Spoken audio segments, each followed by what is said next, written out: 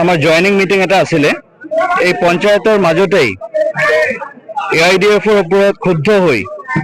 আজি AGP basically AIDF-ৰ Marina খানৰ কাৰ্যকলাপৰ ওপৰত ক্ষুব্ধ হৈ তেখেতৰ বিৰুদ্ধে জাঙুৰ খাই উঠি আজি more than 300 ফেমিলিজ তো আমি মোটামুটি এটা সম্পূৰ্ণ ওয়াৰ্ড বুলিয়ে ক'ব পাৰি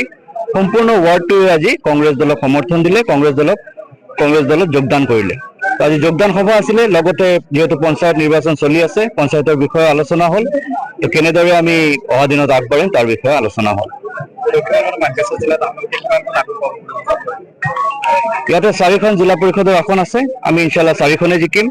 আৰু লগতে 35খন আপোনাৰ কাউন্সিলৰ বা জিপি আছে আমাৰ এটলিষ্ট 90% আমি দখল কৰিম আমি 100% দখল কৰাৰ সম্ভাৱনা আছে যদি আমাৰ মাজত কোনো খেলিমেলি নহয় কিন্তু আমি 90% বুলি শিওৰ বুলি আমি ধৰি লৈছো পঞ্চায়ত নিৰ্বাচনৰ চাওক আমাৰ প্ৰধান ইস্যু হ'ল যে ৰাইজক কেনেদৰে সকাহ দিব পাৰি এই বিজেপি গভৰ্ণমেণ্টৰ পৰা দ্বিতীয়তে উন্নতি কেনেদৰে কৰিব পাৰি পঞ্চায়তৰ জৰিয়তে আমাৰ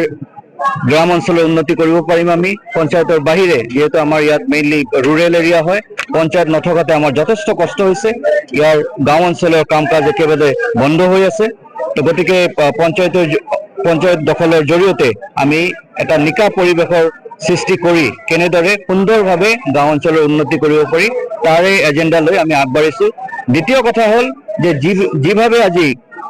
মেৰিনা খানৰ জৰিয়তে লুণ্ঠন হৈছে ভূমি কেলেংকাৰীৰ পৰা আৰম্ভ কৰি বিভিন্ন ঠাইত ইয়াতে আপোনালোকে শুনিব পাৰিলে যে এটা 5 লাখ টকাৰ স্কিম দি 1 লাখ টকা হাতত দি তাৰপিছত আকৌ ঘূৰাই লোৱা হৈছে এনেধৰণৰ বিভিন্ন ধৰণৰ স্কিমৰ জৰিয়তে ইহঁতে লুণ্ঠন কৰিছে ৰাইজক ইয়াতে আপোনালোকে নিজৰ বেঙেৰ বিটা আমাৰ MLA ডাঙৰীয়াৰ নিজৰ কুটিৰ ঘাটৰ এটা ব্ৰিজ 3বাৰ নে 4বাৰ ৰিপেয়াৰ কৰিছে কিন্তু এতিয়াও দেখা গৈছে যে গাড়ী এটা তাৰ ওপৰেদি যাব নোৱাৰে তো সেই পইচাখিনি ক'ত গ'ল তেনেধৰণৰ দুৰ্নীতিৰ বিৰুদ্ধে আমি মাত মাতি আছো আৰু অহা দিনত কেনেদৰে এটা নিকা পৰিৱেশৰ সৃষ্টি কৰি সঁচাকৈ ৰাইজৰ হকে আমি কাম কৰিব পাৰো তাৰ কাৰণে যত্ন কৰি আছো এইটো ধানোৱা গাঁও পঞ্চায়তৰ বৰবিলা পাহাৰতুলি কয় ইয়াত জয়নিং কাৰ্যসূচী এটা আছিলে কিমান মানুহ জইন কৰিছে মোক যেতিয়া ফোন কৰিছিলে মোক কৈছিলে যে 200-250 ঘৰ জইন হ'ব মই 300 গামছা লৈ আহিছিলো আপোনালোকে চাইছে কিন্তু সবকে দিব পৰা নাই তাৰ কাৰণে আমি দুঃখিত যে মই সকলোকে কংগ্ৰেছ দলৰ তৰফৰ পৰা আমি জয়নিং কৰাই লৈছো আমাৰ নেতা ইয়াত আছে কিন্তু গামছাটো আমি সকলোকে দিব পৰা নাই আপোনালোকে চাইছে কালাপানী জিলা পৰিষদত আপোনালোকে জানে 8টা গাঁও পঞ্চায়ত আছে এটা গাঁও পঞ্চায়ততো আমাৰ মানে ভোটৰ কমি নাই সব মানুহ কংগ্ৰেছমুখী হৈছে এতিয়া